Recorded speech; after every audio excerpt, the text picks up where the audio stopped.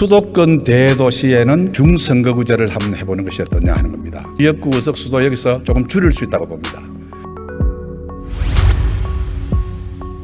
존경하는 국민 여러분, 그리고 위원장님, 그리고 위원님 여러분, 오늘 우리가 선거제도 개혁이 이제 핵심인데, 이야기를 이틀째 듣고 있다 보면은 정치 개혁이 이것만 되면 될 것처럼 그렇게 이야기하는데, 저는 생각하기엔 첫째는 이 정당 구조와 운영이 좀 개혁이나 혁신이 되어야 되겠고, 두 번째는 우리 국회 운영도 좀 상당히 선진화를 해야 될 것 같습니다.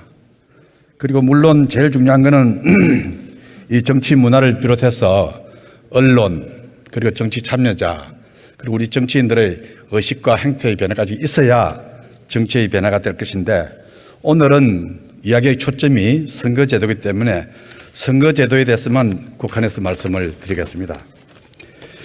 우선 전원위원회에서 상정된 세계 선거제도안을 보면은 그중에 도농복합형 권역별 병립형 비례대표자라는 것이 있습니다.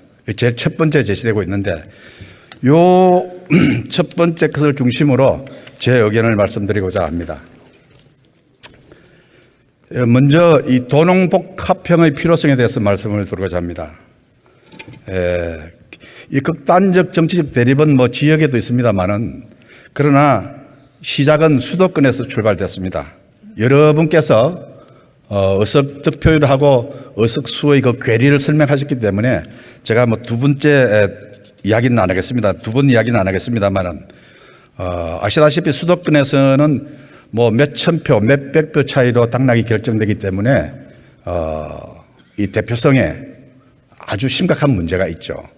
지방은 조금 다릅니다. 지방은 좀 다르기 때문에 우리가 이 도농복합형을 이야기할 때도 초점을 수도권에 두어서 이야기할 때 현실이 조금 완화되지 않느냐, 이런 생각을 합니다. 그래서 제가 생각하는 것은 이 수도권 대도시에는 중선거구제를 한번 해보는 것이 어떠냐 하는 겁니다.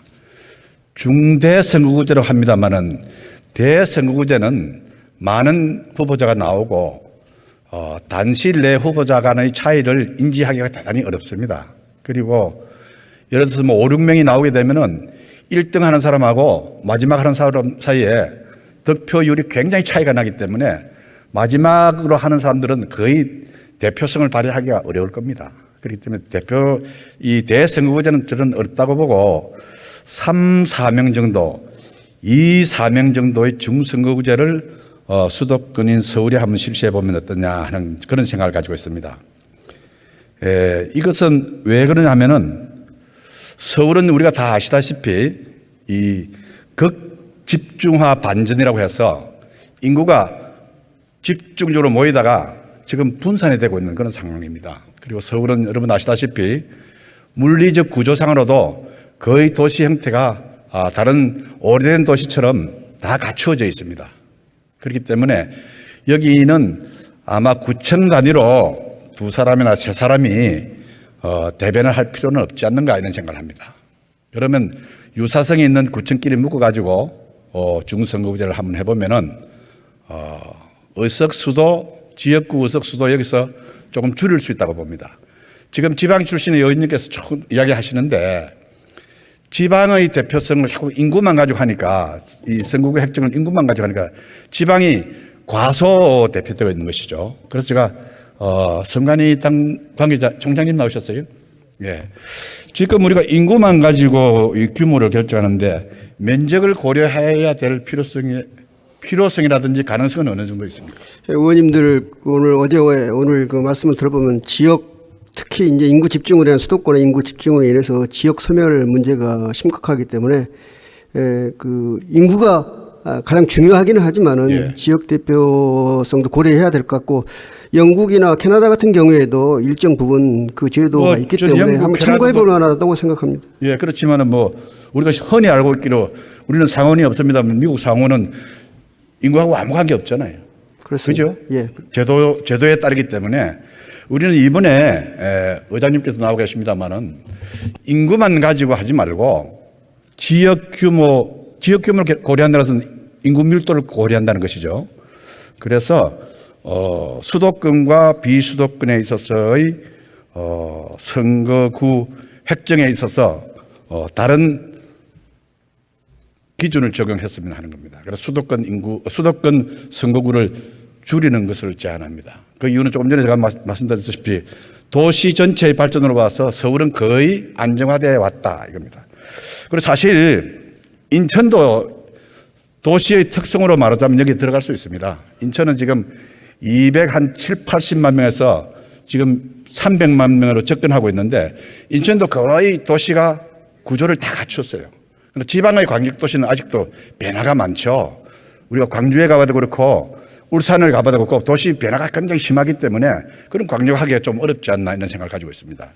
그래서 이것을 어떻게 보면은 큰 기준하고는 너무나 편리주의적인 기준 아니냐 이렇게 생각하시겠습니다만은 저는 뭐 국민들이 결심하면은 이 인구 밀집의 시대에 이 대한민국이 특히 고밀도 인구를 가지고 있고 고집중화, 일극집중화 현상을 가지고 있는 나라에서 충분히 제도로서 성립할 수 있다 이렇게 봅니다. 그 다음 두 번째는 이제 농산어촌의 경우에는 어떻게 할 것인가. 농산어촌의 인구는 지금 인구의 10% 정도가 해당합니다. 400만 정도가 삽니다. 여기는 실제로 국회의원님께서 4개 군지역을 관장하시는 분이 8명인가 계시죠? 계시는데 한계에 왔다고 봅니다. 여러분 생각해 보십시오. 여기서 차를 타고 내려가가지고 4개 군을 돌아다닌다는 것은 그건 의정활동으로서의 대표성이 불가능한 것입니다. 그건 뭐 인구 이런 기준을 갖다 댈 필요가 없는 거예요. 국회의원으로서의 기능이 안 되는 겁니다. 그래서 더 이상 여기는 수가 줄어들더라도 인구를 고려해가지고 유지가 돼야 된다. 그래서 대변적 기능을 수행하기 위한 마지노선을 가져야 된다는 것이 그 현상입니다. 제 생각입니다. 그러면 이제 두 번째는 저는 비례대표자에 대해서 말씀을 드리겠습니다. 이 한국행정연구원의 자료에 의하면은 이 비례대표자의 82.2%가 부정적인 견해를 가지고 있습니다. 물론 공천 과정에서의 민주성 문제가 있겠죠. 그래서 만일 수도권에서 약간의 제가 조금 더 크게 이야기하고 들어가겠습니다.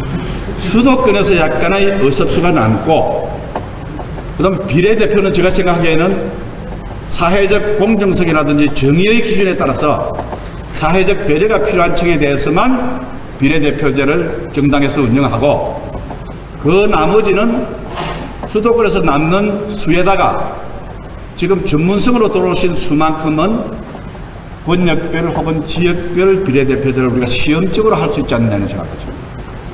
그렇게 되면은 지금 여러분 전문성도 상당히 중요합니다만은 과거 농촌 사회와 달라가지고 지금 지역구 출신 의원님들 중에서도 전문성을 보강할 수 있는 분이 굉장히 많기 때문에 단순한 전문성을 가진 비례대표제는 이제 우리 역사에서 사라지도 좋다 이런 생각을 합니다. 그렇게 되면 지역별로 권역별로 비례대표가 몇 분씩 생길 수 있을 텐데 저는 거기서 최저한을 둬야 된다고 봅니다. 그래서 TK 지역에 제2당이 몇 석 나올 수 있다면은 우리가 광주 전남 지역 KJ 지역에서 적어도 제2정당에서 최소한 몇 명 나올 수 있게 한다면은 지역 대립이라든지 갈등을 해소하는데 어느 정도 기여하는 선거구제가 되지 않을까 싶습니다. 시간이 초과됐을 때 대단히 죄송합니다.